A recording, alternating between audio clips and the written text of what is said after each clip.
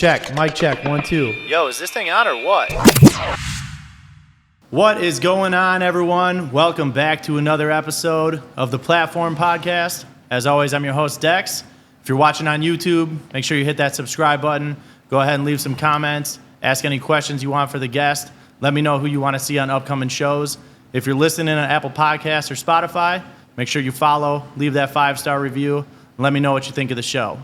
Today, I'm sitting down with a longtime friend, former All-American football player, a guy that's been in the nightlife industry, because you know that's what we center this show around is music, nightlife, sports, entertainment. And now someone that has kind of changed his life around, been through a lot of ups and downs. Someone I like to call one of my best friends, Ed DeShazer, is here with us. How's it going, Ed? It is going well. Yeah? It's good to be on. It's good to see you. I know, it's been a while. In the flesh and not in the digital. Yes, it's been, probably at least a year, I would imagine. Shoot, probably longer than that unless you were sitting on my couch with me. I don't do much off the couch these days. So No, but you've been staying busy. A couple things that we want to get into here. Obviously, your nightlife background from growing up, being in the nightlife industry, being around the nightlife industry, to what you're doing now, being the executive director for a school. Pretty big change up from the nightlife industry, I would imagine. And then now running the venue that we're in here right now, Whitetail, being a part of the ownership here. And now you just opened up a spot across the street, local pub. So congratulations on that. Thank I mean, you. you guys have been open, what, 3 months? Yeah, I was going to say 2. Quietly. 3. Yeah. It's quietly in the Deer District. Yeah. But yeah, we're going to talk about a lot of that and then get into kind of your journey into teaching. From where you started, which I'm sure a lot of people are going to be kind of shocked to see how you navigated your life and kind of turned it around and pivoted it from what could have ended up pretty bad to where you are now. But first, let these listeners, let these viewers learn a little bit about you and just give us some background on Ed DeShazer. So I am a husband, I am a father, I am a educator, I am a speaker, I am a school leader, I am a entrepreneur, I am in the hospitality business, I am now in the development business, as far as like building and construction and those things. So I'm all over the board. Yeah. But when I think of like what is my foundation, education would be it. Like that's just my sweet spot. The other things I do because I'm good at it and because they're profitable. But if I could pick anything, if someone was like narrow it down to one, education, students, community, would for sure be my number one things. To me, that's what's most important. Yeah. So I mean, talk about you growing up because you didn't necessarily have the best education growing up. You were kicked out of a couple schools, suspended. I want to say from what you've told me, it's upward of 30 times. Yep. How that happened throughout your life growing up, what kind of led you down that path, and then how you changed it. Yeah, for me, I was someone that I always, when I get the opportunity, I do a lot of traveling and speaking to educators, and I share my story because I'm not your typical school leader that was like a straight A student. Like I was the special education kid. I had an IEP, but a lot of the things that schools struggle with is what make me great. Like I always say, the struggles that schools had with me were actually my superpowers. Yeah. Like one of them was me just talking too much, and it's like now I still travel the country and I talk too much, but I get paid to do it. I couldn't sit still as a kid. I've never been able to sit still, which is why I'm good at doing 6, 7 things at once because I still at 40 years old can't sit still. So started off suspended from school, pretty much was like a revolving door. In and out, had a lot of challenges. Spent time at alternative schools, was out at St. Charles for my freshman year. Got kicked out of high school. Well, I was expelled from middle school twice. I got expelled from 8th grade 2 days before the graduation. What'd you get expelled for? Was it the same? Like Eventually it was just like enough. It was. Yeah. It's one of those things I've learned in education. It's never the last thing. It's the combination of all the things that led up to it. So that was through middle school, and then in high school, my first month, I got expelled for punching the principal. I got into I remember you telling me. Yeah, I got into a fight with a senior. I was someone that just like I didn't want to fight, but I wasn't going to take mess off people. Yeah. Or I was always someone, if you were messing with my friends, I wasn't going to tolerate it. Like I was the one that would step in. started walking home from school after getting to a fight with a senior when I was a freshman. The principal followed me home and was trying to stop me, which in his shoes, I would do the exact same thing. And I just turned around and punched him. Got arrested, kicked out of Nicolay High School, went to St. Charles the rest of freshman year, was allowed to come back as a sophomore. Some teachers and staff members there really went to bat for me. And then when I got back is when I started playing football.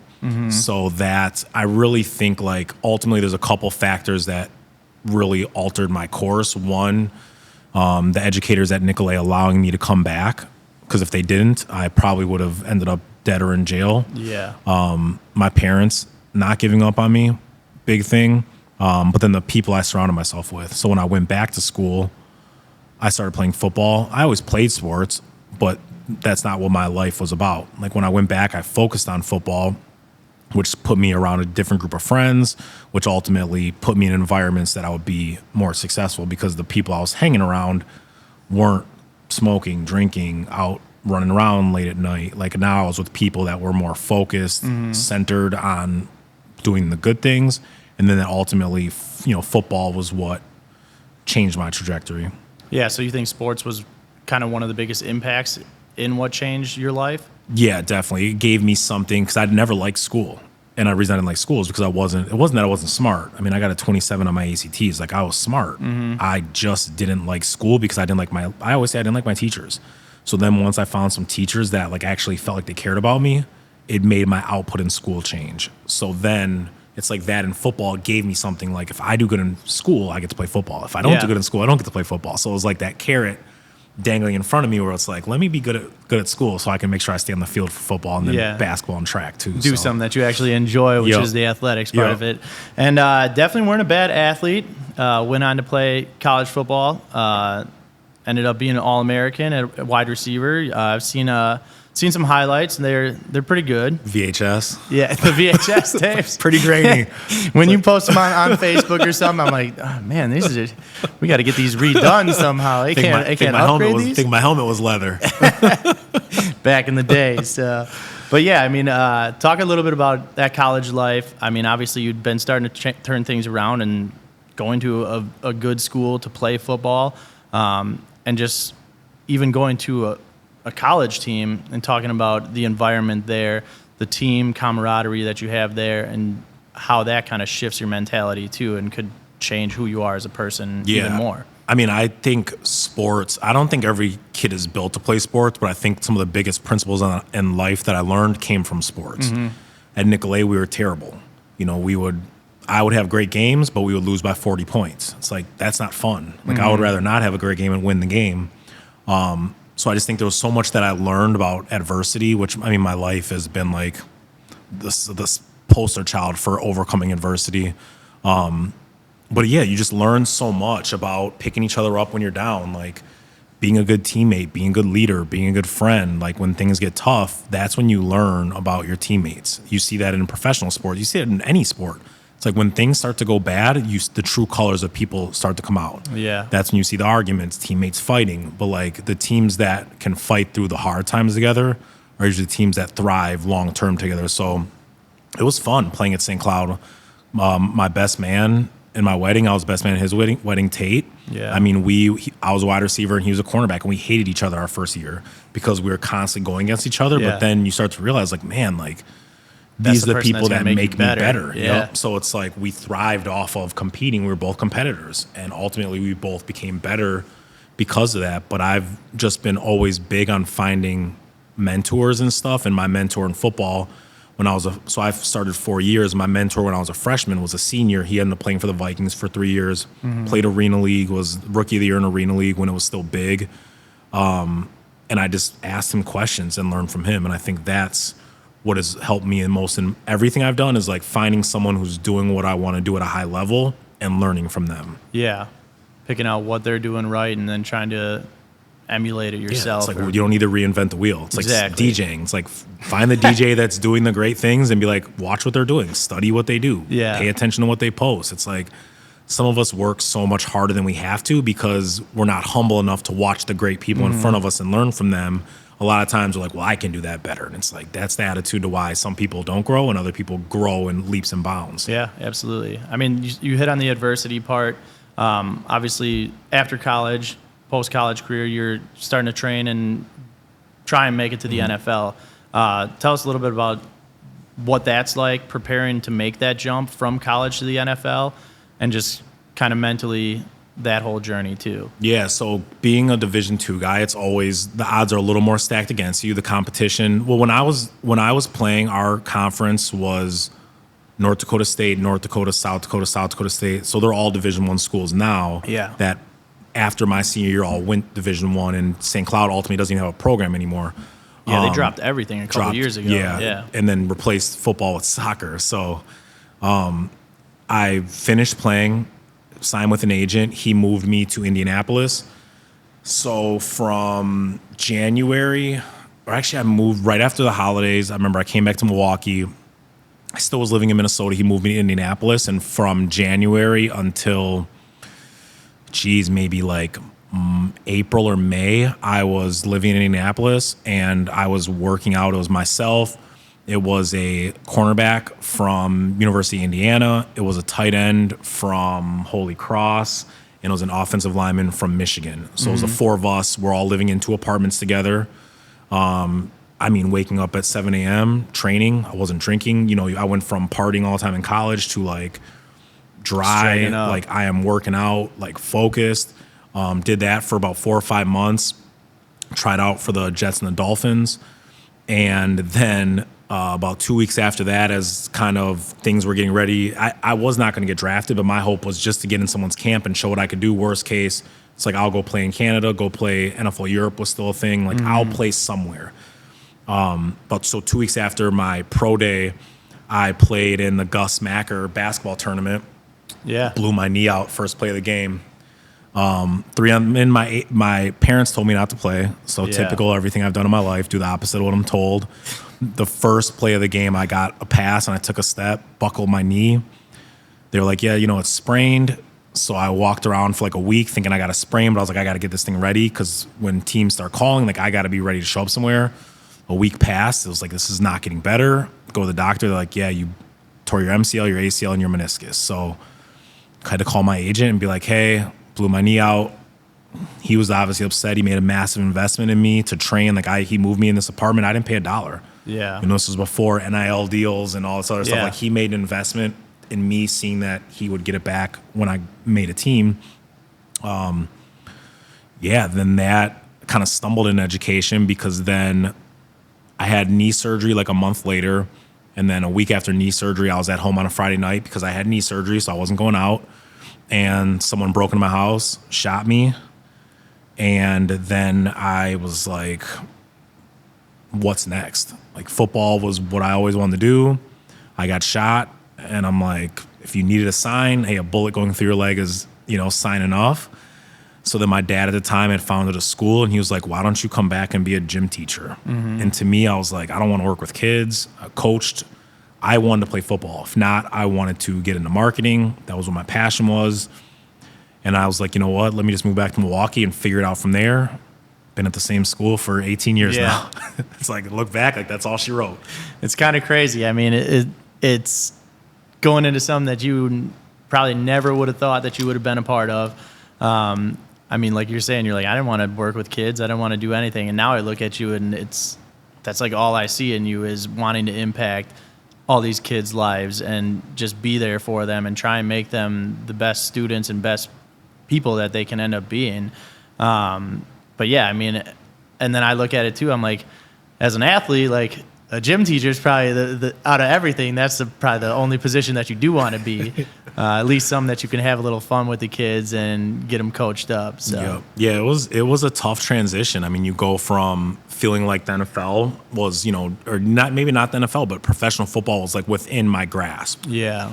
And seeing other guys that I played against, I didn't think were that good, make teams. And then I'm sitting here, at a school making $24,000 a year. Yeah. Like that's a big fall. But then I look back and it's like, I'm better off now doing what I'm doing than if you would have given me, hundreds of thousands of dollars at 23. I probably would have burned through it. I probably would have, partied and done whatever I did with it, and it would have been gone, and I probably would have been in a way worse position.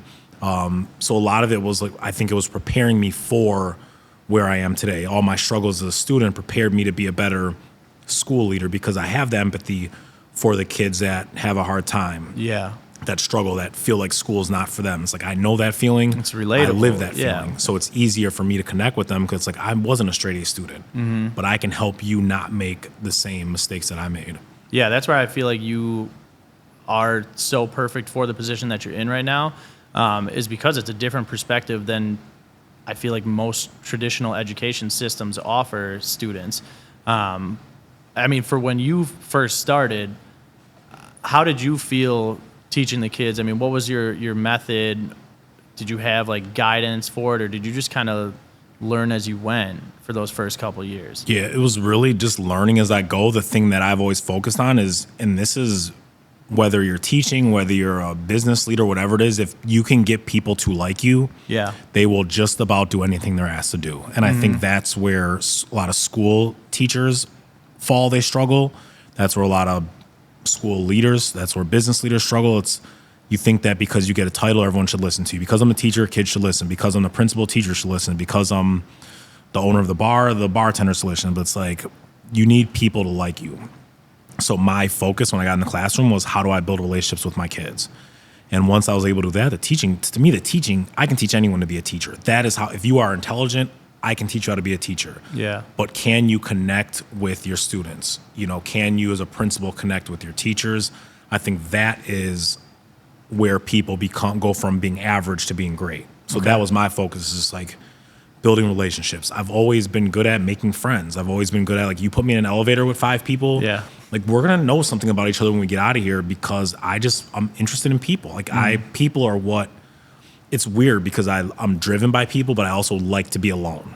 So it's like when I spend so much time pouring into people and helping and working with people, then it's like I need that time to recharge. So I'm like a weird balance of like, I love people, extroverted introvert, but I still need to like be alone because my battery goes empty and I need to recharge it. So that was really my focus, was the students. Like, if I can get them to like me, whatever I put on the board, they're going to listen to. Yeah. It's not rocket science, but I think the educational system makes it seem harder than it is because we get so focused on teach. When it's really like, get the kids to like you, then the teaching is easy. Like, you can be the smartest teacher in the world. If kids don't like you, they could care less what you're telling them. Yeah, I mean, I know that from my schooling. It's like teachers that I didn't like, I would literally tune out in class. You just don't want to pay attention to them because either you don't respect them or you feel like they don't respect you, or you've gotten in arguments with them, and then it just kind of ruins that entire class for you. Yep. And people can say what they want, but it's like, as a kid, you're just tuning out, and then I feel like the teacher stops caring, and then they just kind of give up, and the student gives up. Yeah, and there's an activity that I've done, and I think it's the easiest way to get people to really resonate with it. And I say, think of one word that you would use to describe the favorite teacher you had of all time. I've done this for the last 4 years. I think 3 people have ever said like smart, or it's all relationship, like caring, loving, friendly, funny, supportive. Like, no one's ever like, that's the smartest teacher I ever had. Like, no one cares how smart you are. People care how you make them feel. No one cares how, smart you are as a business leader. Like, if your employees feel like you treat them like crap, they don't want to work for you. Like, people quit people. They don't quit professions. Yeah. So how did you end up kind of going through the ranks from starting out as a gym teacher to where you are now as an executive director? Well, it was kind of when I came, my dad's hope was always like, you'll one day lead the school. What was his position at the time when you started? So he was the founder of the school, and he was the executive director. Okay, that's I knew. Yeah. And what's crazy is the majority of the principals. So my dad was actually the first black manager at Kohl's food store. So he worked for Herb Kohl's father, Max Kohl. R.I.P. So my dad worked with Herb. They were about close to the same age. Yeah. But he said a lot of his principles came from watching Herb Kohl's father. He didn't give Herb Kohl what Herb Kohl had. He made him work in the basement of their grocery stores.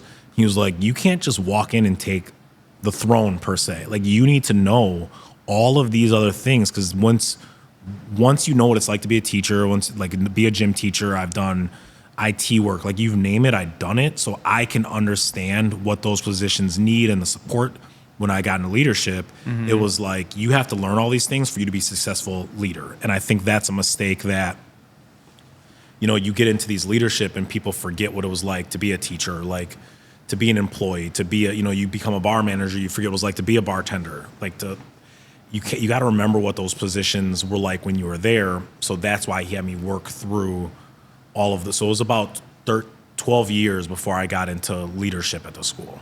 Okay. And now that you're in the position that you're in, do you feel like there's more pressure to make an impact for these kids, or do you like put more pressure on yourself now having the role that you're in? Or do you kind of are you able to just stay level-headed and just do the same thing that you've been doing for these past 18 years? Yeah, I mean, I am pretty level-headed for the most part, but I think for me, I just don't want to be average at anything I do. It was like when I was partying, like I'm going to be the best partier in the city of Milwaukee. When I was, playing football, I wanted to be the best. Like everything I do, I want to be the best. Like that's just inherently who I am.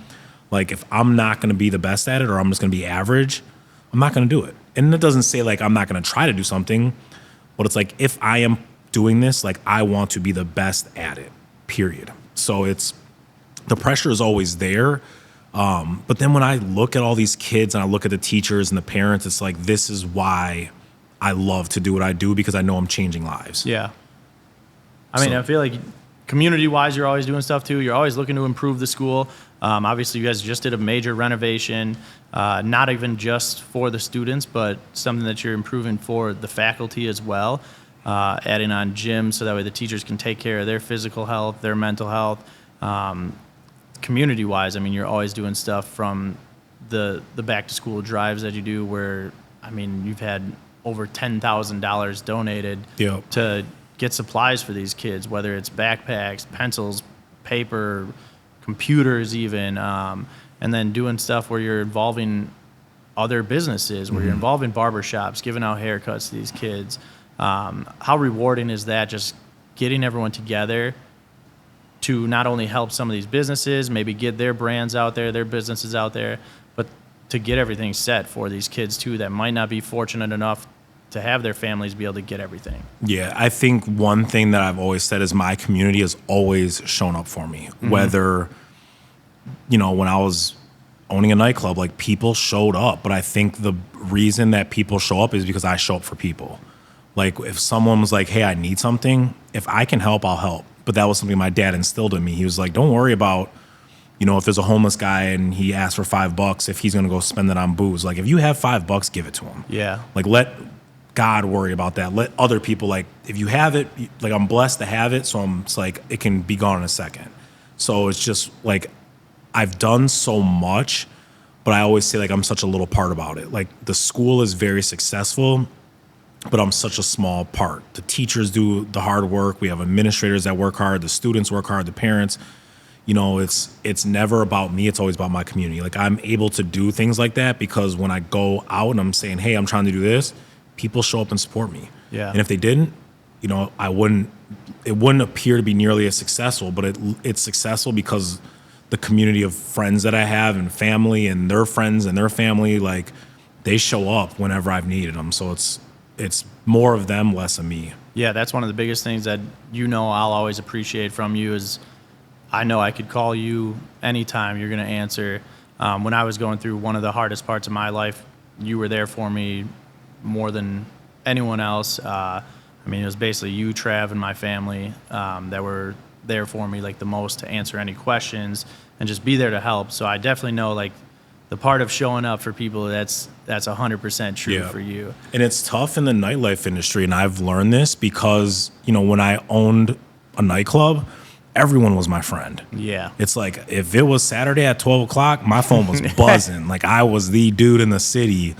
But then, when I wasn't there anymore, and it's like you look around, it's like, man, no one's calling me anymore. Yeah. So it's definitely tough when you are in the service industry. I'm sure as a DJ, as a bartender, it's like everyone, there's a podcast I just listened to and he said your drinking buddies are just that, your buddies that drink with you, but who is going to be there when, for lack of a better word, shit hits the fan? Yeah. Like those are your friends. And it's not to say that your good friends won't drink and party. Like there's nothing wrong with that.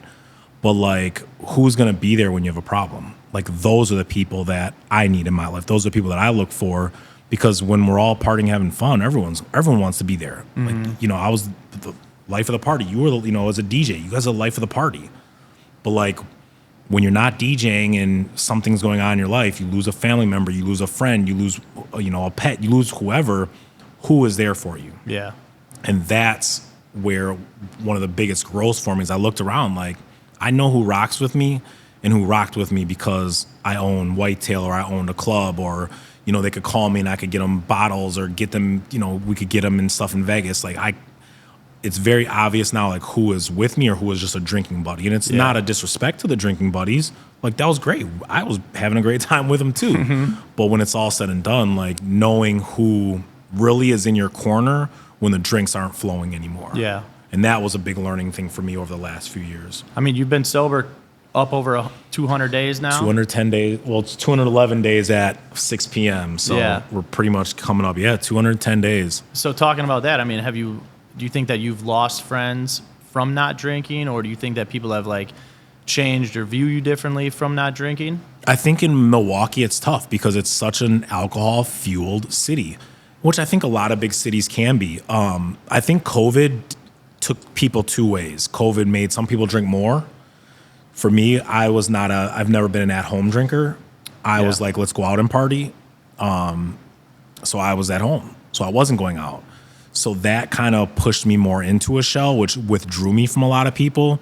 So I think I've lost a lot of friends, but I've also gained a lot of friends as well who, like, I know aren't here because I can get them bottles behind the DJ. They're here because I'm their friend. And it's like, if I have a problem, I know that they'll answer. Like, when we lost our dog, there was people that I've known for a year that were checking in on me. Like, hey, man, I'm just checking in. It's like, some people, it's like, oh, it's just a dog. But like, for us, it was like our boy. Like, they were like, now those people check in on me. And they've only known me for a year, but I have friends I've had for 15 years. Nothing. Never even It's like said like a care emoji on Facebook, and that's it. Yeah. So, you know, it's like stuff like that that's very noticeable. But I think COVID kind of pushed people one direction or another right away. It's like, either you drank a lot more or you didn't drink. You were more like, oh, let me get outside and get some fresh air and ride a bike. I feel like there was like those hardcore left or right when COVID hit of which way you're going to go. And I was one that drank less. And ultimately, like, my habits changed and I wasn't really drinking a ton. So now it's very easy. And I don't know if it's like I'm never going to drink again. I wouldn't say that. Yeah, there's no like timeline for it. And I think that's why it's easier for me, because when you put that pressure on yourself, like, you'll never have a drink, then it's like, I really want one. Where it's like, yeah, if I want to have a drink, I'll have a drink. I just don't want to have a drink. Yeah. And people, like, I can still go out. I went to a Christmas party and everyone was drinking and getting drunk, and I wasn't. Yeah. But I still was there having fun. It surprised me because I always thought I needed that to have fun. Like, I needed to be drunk. And some of it was like, I needed it because it was like me running from the reality of things I was struggling with and problems I was having. So it allowed me to forget about it for 4 hours. And then the next day I'm like, oh my God, I'm miserable. And then Especially now getting older too. And then it just spiraled. So yeah, it's been eye-opening for a good reason. But, you know, I look around and I love the people that are in my life now. And I love the people that were in my life and aren't as much. Like, it's one of those things where we all have seasons, and I grew one direction. Other people may have grown another, but it's like, I still got love for everyone. But I, you know, ultimately I had to do and make decisions that were best for me and my mental health. Yeah, it's something that I've talked about a couple times actually on here, especially in Milwaukee, like you talked about, just being such a drinking heavy city, where I do feel like a lot of the times in the service industry, like, people expect you to drink, where there's so many times where I would go on breaks from drinking because I was the same way, where it's like I didn't need to drink to hang out with people. Like, I can still go out and not drink. I definitely am not an at-home drinker either, like you said. But there were times where I'd be on those breaks, and it's almost like you feel like your friends aren't even going to come out and visit you anymore because you're not drinking, or they think that you're not as fun anymore, or even like DJing. It's almost like people don't even want to book you if you're not drinking. It's weird. It's like, when you really think of the reality, and I mean, I own bars, so I'm not like, I don't ever want to be like a holier than thou type person, but like, when you're drinking a lot, you're poisoning yourself. How come if I'm like, I don't want to drink, everyone's like, what's wrong with you? Yeah. Like, nothing. I just don't want to drink. Like, it's such a weird dynamic of like just not wanting to take a shot. Like, Yeah. maybe I'm drinking and I just don't want to take a shot because it tastes like crap or whatever the reason may be. But people will be tough on you. And I get it as a DJ. I'm sure, yeah, you're probably a few drinks and you may be a little more fun to people. But like, I don't know. It's a weird dynamic that I feel like in 50 years, people are going to look back and be like how people kind of look at cigarettes here and there. It's like, I can't believe people were letting 80 people smoke cigarettes in a tight room back in the 80s. And like, I feel like drinking may be something that people look back because I do see a lot of people shifting away from, people still like to have a lot of drinks. But like when I was drinking, man, we were waking up at 10 o'clock, starting at Loaded Slate, and we would drink from 10 a.m. And man, it would be 2, 3 in the morning before we would stop drinking. Yeah. Like I don't see a lot of that anymore. I feel like people are getting a little more responsible on like the long binge drinking. But it's a wild thing that like you, as a DJ, if you're like, oh, I don't want a shot. And people are like, what? Like they would be offended at you. Yeah. It's like, I just don't want a shot. Like, is that okay?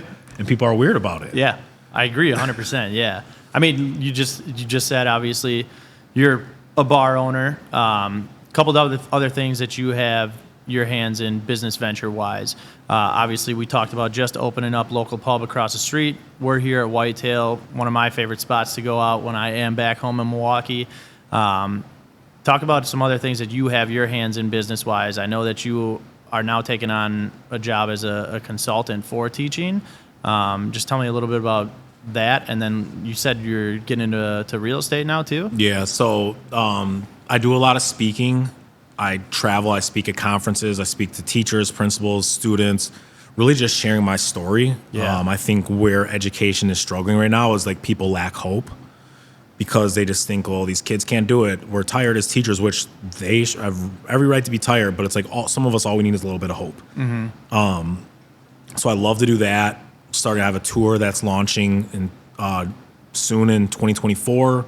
Where I go to schools and I speak to large groups of teachers and students and just really sharing my story and then giving them tools to help them better connect with each other in a school. So that's like, if I could pick anything that I would do all my time doing, that would be it. Yeah.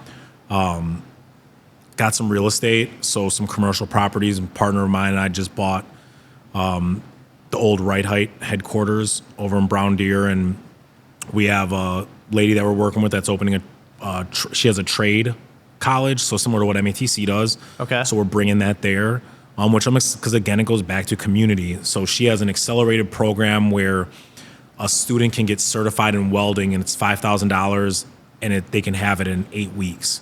Okay. Where a lot of people, like, I can't afford to sit in school for 2 years trying to get a degree or going to college and paying $40,000 for a degree I'm never going to use.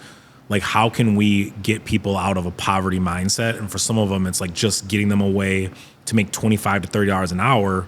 Now they don't have to go chase other things and run the streets and do whatever other hustles they got to do to make ends meet. So we're really excited about that. So that's kind of a new avenue I've developed into with a friend of mine. And So you're getting into the real estate part, and then you're also adding the trade in that building that you're buying too? So we are in the real estate part, and she is bringing the program to the building. Okay. And I'm going to support her along the way because it's right down my alley. Exactly. Like, yeah, our that's why I kids figured you leave, were going to be the one doing it. You know, they leave from, so it's nice. This is her vision. It's a successful company.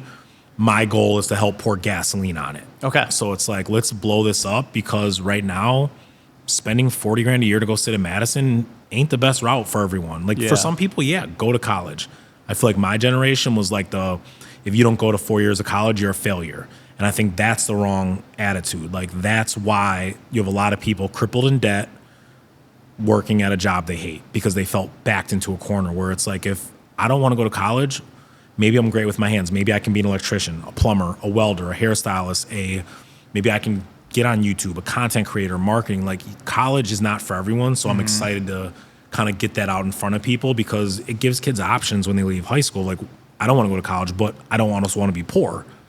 Well, here, become a welder and make $25 an hour after 8 weeks, and you could be making $60,000, $70,000 as a 19-year-old. Yeah. Like, that's insane. Yeah, I think about that a lot still now, even for myself, now that I'm back in school at Belmont. But man, to say that it doesn't cross my mind every week that I'm in class of like, do I want to do this? Do I need to be here doing this? And it got to a point where when I was at work, when I was working at Apple, there were so many positions that I couldn't even get my foot in the door because I didn't have a college degree. Even though I could know more about it from the experience that I had than these people that were in school. And I wish that there was a way for me to, it's like some of these elective classes that I'm taking, it's just the system. It's a waste of time for some people. And like for me to I have to take a physics class next semester and then like a biology class where we're going to like dissect frogs and shit. I'm like, I'm never going to do this. Like, I don't need to do this to have a music business degree, to have a music production degree. I don't need this at all. So it gets like frustrating to a point, but then at the same time I look at it, I'm like, man, if I have this degree, like that's what gets my foot in the door to some of these record labels, to be doing more things musically that I want to do. So yeah, it's a weird, it's like some places want you to have experience, but then other places won't give you an experience so you have an degree. Other places, it's like, which comes first, the chicken or the egg? Yeah. And it's a weird thing, but I just think the educational system needs to be flipped on its head. Yeah. Because colleges waste a lot of time. High schools, I feel like, waste a lot of time. Like, yeah, it's good for kids to know a lot of these stuff, but like, what are kids going to thrive in? Like, if I may not be good at math, but you may be able to give me a pencil and I can write the best novel in the world. So why am I spending so much time doing all these other things that I'm not good at? And I get it. You want to expose kids, but it should get to the point where, like, when you're a junior, senior in high school, like, you should know, have a good idea of what you are good at, what your strengths are, what your weaknesses are, and how do we gear schools to fit those. Like, you're taking classes at your age that you never will need. Yeah. Like, especially get to college. Like, if you want to go for marketing, your whole years should be focused on marketing. 100%. Why am I taking math classes and biology and gyms? It's like, it's not what I'm here for. But to get that's how they charge you $40,000. Exactly. So the people making the money are the ones making the decisions. Yeah. So it's like, you're going to pay this money. I can't blame them for that, man. That's the business side of it. You hit on the public speaking. What ultimately led you to make the jump for it? Was it a push from somebody else? Was it just you wanted to do it for a while, or did you have any kind of influence that ultimately led you to make that jump? I mean, I'd always been speaking. Even when I was a senior in high school, our high school played at the Times, the Panther Arena now, but we played at the Mecca, and I spoke at halftime of our game there. I feel like I've always done well getting in front of people and speaking. Mm-hmm. But then when I was in education, I've always been a big learner. So I would go to conferences and conventions and just try to learn as much as I could. And I caught myself in those spaces very often being like, these people are boring. And I was like, I can do this better. So then I started applying to these things, and I met one of my mentors at a conference. And I was like, hey, like I was saying earlier, I was like, why reinvent it? He was one of the best speakers I ever heard. And I reached out to him and I was like, hey, I would love to connect and learn more. And then next thing you know, he started a program called the Next Level Speakers Academy. And what shirt you're wearing? Yeah, this is one of the brands. And now it's incredible because it's like I'm working with Jeremy Anderson, Eric Thomas, Inky Johnson. Like, they're three of the biggest speakers in the world. And I've sat at lunch tables with these guys and with CEOs of Quicken Loans in like small rooms at the Hawks Arena. Like, it's just opened the door for me to see that there's so much more out there. But they also blazed a path which made I didn't have to figure it out. They figured it out. So let me just ask the people that figured it out the questions so I don't have to figure it out myself. And I've always been good at that. Yeah. I mean, it's, for me, I knew who Eric Thomas was, being like the hip hop preacher and seeing the videos back when he was doing stuff with like Chris Johnson.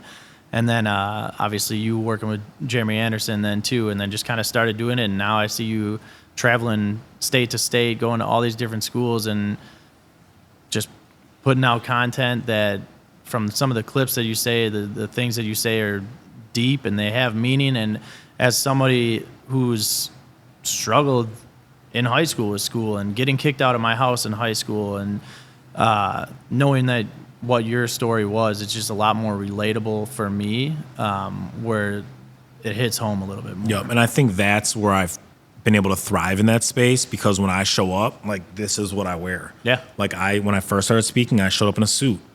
And then what I started to realize is like people want Authentic. they you. want to be me. I'm not Yeah. a suit person. Will I throw a suit on? Yeah. Like there's Yeah, times but where you I throw know a suit on with some J's though. yeah, but I will always wear some J's, like Yeah. because I need you to know, like I'm not like all these other school leaders. Yep. Like I'm different, and I'm always gonna be true to myself. So when I go speak to teachers, I'll wear a blazer over a hoodie, but then I take it off because like I need you to see the 16-year-old that was kicked out of school. I don't need you to see the 40-year-old that's won awards. Like see the broken kid that struggled through school, because then you can understand that, because there's a lot of me's in schools, and if you don't see the 16-year-old for what the 40-year-old can be, like if you don't have hope in your kids, why should they? Yeah. So that's why I've just always been authentic to who I am. It's like I was a school administrator by day and running a nightclub at Yeah. night. It was like I was like Batman and Bruce Wayne, like It's literally a complete 180. Yeah. completely. And I would see parents in there. They'd be like, "Hey, Mr. DeShazer," and I'm like, "Hey, what's going on?" It's You want a shot? Thursday at 2 a.m, and I'm gonna be with their kids at 6:30 the next day.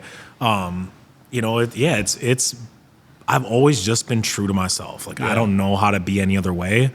And that rubs some people wrong, and that's okay. It's like at least no one ever has to wonder where they stand with me, because I'm who I am. Like I'm gonna love on you. If I see a spot where I think you can improve, I'm gonna tell you, because I want people to do the same thing for me. So it's like that's I feel where I've been able to thrive is just being true. I'm not up here pretending to be someone I'm not. And then I get off the stage like, oh, we saw him having a beer at the bar, but he's up here telling us, it's like, no, this is who I am. Yeah. Like I may have a beer at the bar, and maybe that right there with a teacher, like this is who I am. Yeah. If you don't like it, then that's okay. Yeah. Like I may not be the taste for everyone, but a lot of school teachers and leaders and business leaders like to hear what I have to say because it's relatable. Like I'm authentic, and I think this world is missing people who are authentic. We get on Instagram, we pretend to be someone we're not for people that don't really give a damn about you. Yeah. It's like I am who I am, whether it's a post on Facebook or whether I'm sitting in a room by myself. Like this is who I am. And I think that's a struggle for a lot of people. How awesome has it been to go back to a school that you've been kicked out of, and to be able to speak at a school that let you go, and now you're back trying to make an impact on kids there who may be in a similar situation that you were in at that time. Yeah, it's very surreal. And I'm able to, when I start speaking, I always share how grateful I am, because I know where I should have ended up. So to be able to go back and speak at the middle school I was kicked out, they actually gave me my diploma. So I technically just graduated 8th grade. This last year, I was up there like Billy Madison getting a diploma with a bunch of kids. Spelling rock. Yeah, it's cool. It's humbling because like I'm not supposed to be doing what I'm doing. So the fact that I'm able to do it despite all the mistakes I've made and all the bad choices I've made in life, it's like I'm still here standing, able to do and make an impact on people. It's like I'll never take that for granted, because in the blink of an eye, everything can be taken away. I mean, you see people that car accidents or, illnesses. It's like I'm going to be grateful for every opportunity I get to share my story with people, because I could have very well been a statistic like a lot of my friends were. Yeah, that was definitely going to be one of the things I asked is, let's say in high school or even 5-10 years ago, would you have ever imagined seeing yourself where you are now? No, I mean, I look at a lot of the kids I grew up with, drug overdoses. Some are sitting in jail. Some are just in bad spots because of the people they surround themselves with, the friends they had, the choices they made. And sometimes it's just the circumstances that you were born into, put you in a bad spot. But I would have never imagined, when I lost my opportunity to go to the NFL, I was like, I'll never like make the type of money. But it's like I make more money now than people I know that made it in the NFL. And it's because I've used the gifts that I have to create impact. So that's the biggest thing. It's like I just want to create impact. The income will come. Yeah. So it's just awesome that I can, travel to schools and people will pay me a lot of money to stand up there and share my story and give them like, hey, these are the things that I would do here that can help you better connect.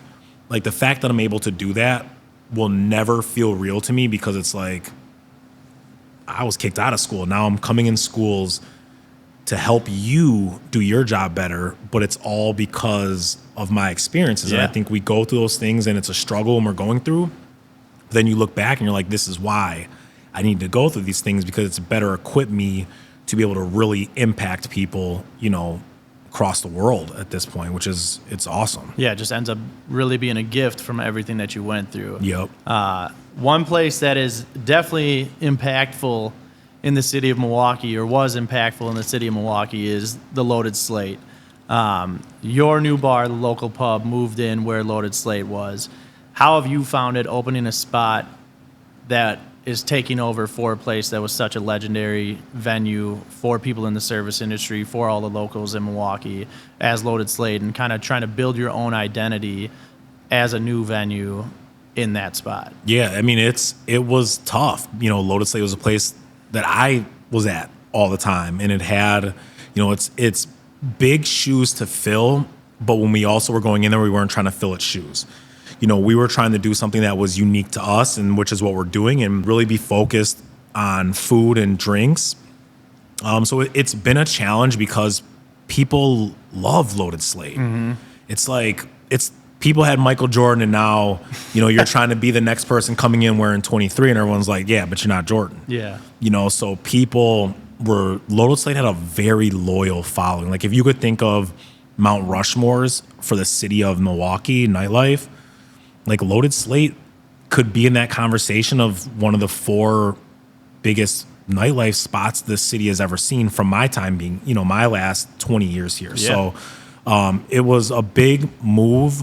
It's cool to be there because it's like, this is a place I partied and now I own it. Yeah. It was the same thing at 720, like, party there, now I own it, or I did own it. But yeah, it was a big move to make.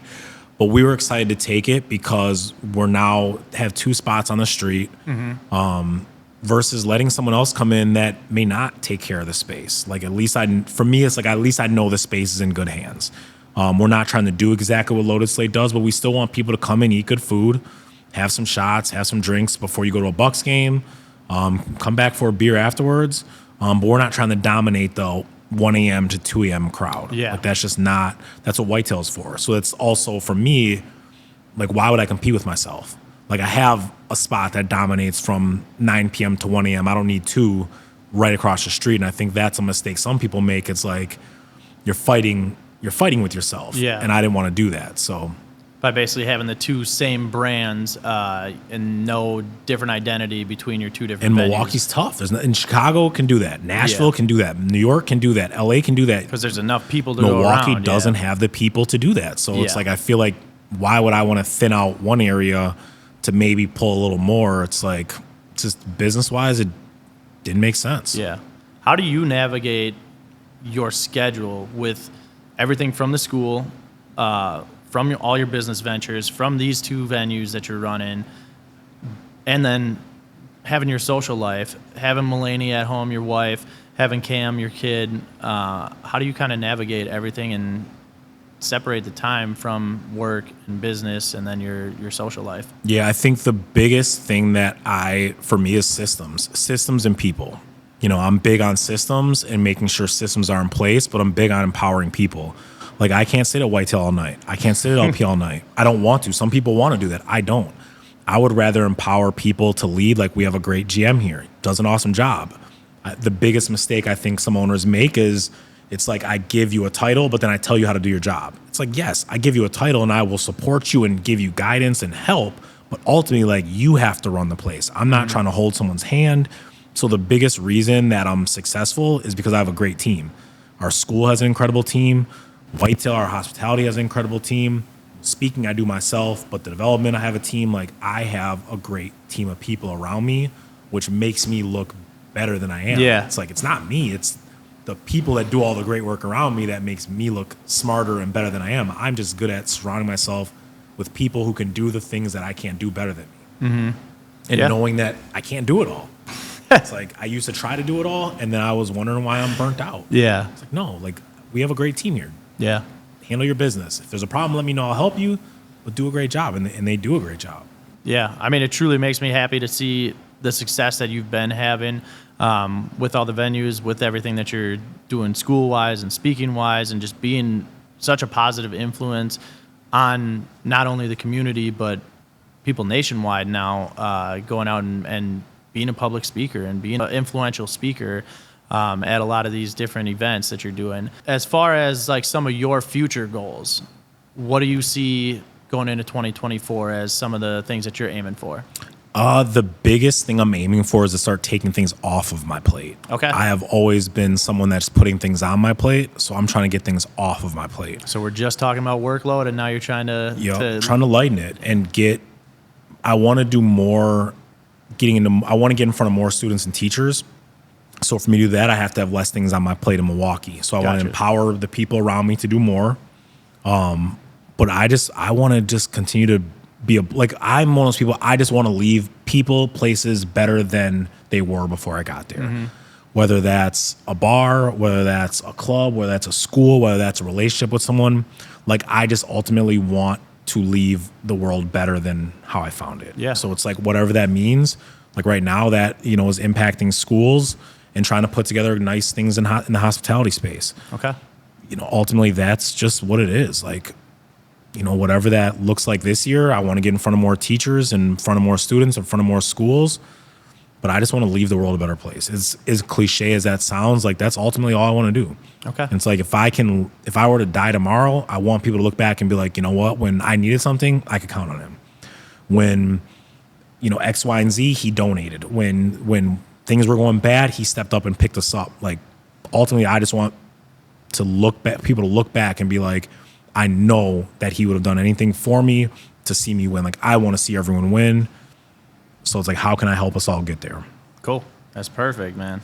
Well, last thing I'm going to do is just hit you with these quick little rapid fire questions, and then I'll let you get out of here, get home to your family, and get some food in that stomach. Let's do it. Yeah. So first thing I'm going to ask you, from your days as a teacher, from your days as now being a public speaker, what is one of your favorite quotes?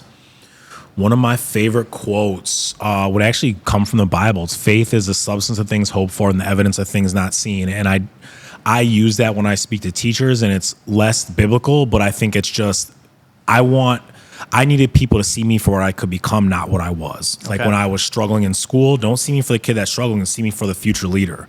When I was drinking all the time, don't see me for someone that's an alcoholic, see me for someone that's, I'm a human being. Like, I'm no different than anyone else. So I think it's just really seeing people for what they can become, not what they currently are. Because I think no matter who we are, we're all growing into the next version of ourselves. Mm-hmm. So it's just not you hold people accountable, but don't hold on to who they currently are. Because even watching your growth, how much you've grown in the last, even just say the last 4 or 5 years, like it's been awesome. Like who would have thought that two dudes that were drinking nonstop would be doing some of the things we're doing today? Yeah. So it's seeing people and things for what they could be, not what they currently are. Gotcha.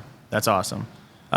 What do you think is your most meaningful achievement so far in life? My most meaningful achievement, it's got to be my family. I think, it's just, I'm trying to leave a legacy like my dad left. Like when my dad passed away, I had so many messages from people who were like, your dad changed my life. Your dad did this. Your dad did that. And, I think that's ultimately, I want to leave a legacy that people can be proud of. When it's all said and done, the money is going to be gone. All the bars, those are going to go. But like, will I have left an impact in the city of Milwaukee or wherever I've ever been? So I think that, obviously the family, wife and son, like those are obviously the easy cliche answers. Mm-hmm. But it's like, I want to leave a legacy that people remember. Like when Herb Coldis passed away, it's like people are like, this dude did everything he could for Milwaukee. And I'm not to that level, but I want people to think like, man, when I needed something, like he was there. Yeah. Without questions asked. So it's just leaving a legacy that people remember me for the great things, not all the struggles and challenges I had. Yeah. A lot of my life as well. What would you offer as advice to parents that have some troubled youth? I feel like you just have to find out what drives your kids. Like, is it video games? Is like when we were growing up, video games weren't going to pay the bills. and I'm not saying they will now, but there are some people that make a lot of money playing video games. Absolutely. Like, you have to find whatever spark your kid has and try to ignite that. Don't try to turn your kid into someone that you want them to be. Turn them into someone that they want to be. And that's one of the biggest mistake I think parents do. It's like, I didn't make it to NFL, so my son has to make it. It's like, no, what if my son wants to be an artist? Like, be the best damn artist you can be. Like, let your kids be great in who they are, but we have to find that spark and then invest in that spark. Pour gasoline in that flame, because whatever they're excelling in, that could be where they make an impact in the world. What do you think is one thing that you would change about the current educational system? Jeez. Whether it's I think it has to be more. Right now, the educational system is more about the adults and less about the kids. It's like it's all about the adults that make the decisions and the teachers, in which they're all very important. But ultimately, if you take kids out of a school, it's a building. It's like we have to be more focused on each individual kid, not this like one size fits all stamp that we try to put on all kids. And if a kid can't take a test, they're stupid. It's like, I know kids that will fail every standardized test that you give them, but if you give them a hammer, they could rebuild everything in here. Like, that is a valuable skill that a book sometimes can't teach you.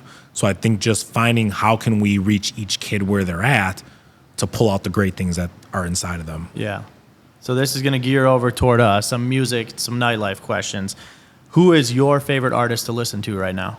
My favorite artist to listen to right now. Man, I honestly don't listen to a lot of music, but I would always lean back. Like, John Legend will always be one of my favorites because I love hearing live music, and the fact that someone can play the piano and sing at the same time. Yeah. It's just like, so I always loved Alicia Keys. Like, it's just crazy. Like, I wish I could do one or the other, but these people can do both at the same time and be good at it. So I figured he was going to be who I'd you probably said. say John Legend. Yeah. What is your all-time favorite concert or favorite DJ that you've seen, favorite artist? All-time favorite concert would probably be John Legend. My wife and I Okay. went and saw him in person in Vegas, and we were in a room with 15 other people in a back room listening to him play the piano. That would probably be the coolest. I mean, I was literally this far away from him. Yeah. Listening to him play the piano. That was probably one of the coolest concerts. Because it was that intimate of a show? Yep. But then growing up, the Roots were Okay. always, because it's like hip hop, but it's a live band. Like, I'm just big on the live music experience. So like DJs and rappers were never like, obviously when you're in Vegas and clubs in Milwaukee, like hearing DJs is great, but like live music is what, like, You got to come visit Nashville then. got to get down there. What bar, restaurant, nightclub that you've been to and visited do you think has the best overall business model? I'll say if I could own any place that I've ever been in, would be Delilah in Vegas. It's Okay. in the Wynn. I mean, it's like you're walking back in the 70s, like you feel like you walked in Cuba in the 70s. It is like a very classic feel, super intimate, but they have a DJ playing while you're eating really good food. I mean, it's the best vibe of any place I've ever been to in my entire life, and it's not even close. Yeah. So if you ever have an opportunity to go to Delilah and the Wynn, that hands down is the coolest. Like, if I could own a place, like that would be it. Like, it is just a vibe in there. Great food, great drinks. Like, every once in a while you have a DJ performing or you have a band up there performing. Coolest place in the world. What is your biggest pet peeve in the nightlife industry? Biggest pet peeve in the nightlife industry. Oh, man. Because you've been through it all. Yeah, I have. Honestly, the biggest pet peeve for me was when I would be at the door of the club, and it was always funny because I would be like, people come up and they're rude as hell. And then I'm like, you're not coming in. And the funniest thing is they'd be like, well, you're just a stupid door guy. And I'd be like, all right, I'm just a stupid door guy, but you're still not coming in. I just think people... Not knowing that you're the owner of the place. People can just be such dickheads. Yeah. You know, once you get a lot of drinks in you, and I've been there too. Like, so I totally get it. I feel like at times we lose the human nature of it because it's so alcohol driven, but it's like people at the door can be rude. Security can be rude. People come up and get all in the DJ's face and knock their equipment down. Like, I feel like we all forget that we're all people, that everyone's in there expecting everyone to just be like, I just need you to dance, or I just need you shut up and play the music, or you're just the door guy, you're just the bartender. Like, these are all people with feelings and lives, and I think we forget about that often because we're all so drunk. Yeah. Or caught in our own bubble of what we want. That's why I'm like in your face, like play Despacito, because like that's all I want. That's a good one. That's a good one, man. But yeah, that's all I got for you, man. I appreciate you taking the time and coming in here, sitting down, opening up the bar for us to do this. It's awesome to see you, and it's awesome for you to tell your story and get your journey out here to all these listeners, all the viewers. So I appreciate it a lot. Anything you got for me before we check out of here? No, man, I'm just happy to see you. Yeah. Glad we were able to connect and do this. And man, I just love to see the work that you're doing. And I'm happy that you are doing what makes you happy. I appreciate it, man. Not a lot of people aren't doing that. So if you're listening and you're doing something that doesn't make you happy, change it. Yeah. And I've loved to see you do that and the journey you're on. So keep it up. Yeah, it's been awesome, man. I've been having a great time doing something that I like and I enjoy doing and putting all my time and effort into something that I'm passionate about. Anything that I need to plug for you, I'll put obviously all your socials up in the description so people can go check you out, book you for some of these public speaking events that you're doing. I know you said you were trying to get into Nashville. We got to get some of these schools in Nashville to come. Yeah, where are these Nashville schools at? I'll come down and give your teacher something. You could take me to a honky tonk and give me some country music down right there. Right after. But yeah, if you're listening on Apple or Spotify, make sure you guys follow, leave some comments. If you're listening or if you're watching on YouTube, make sure you hit that subscribe button. Leave some comments. Any questions that you have for Ed, any guests that you want to see on upcoming shows, let me know. If you like those DJ mixes, make sure you're following the platform. New DJ mixes come out every Monday, help you with those workouts, your drive to work, anything else. I'm DJ Dex. Make sure you go follow me. Until next week, Wednesday. Thank you, guys. We're out. Check. Mic check. 1, 2. Yo, is this thing on or what?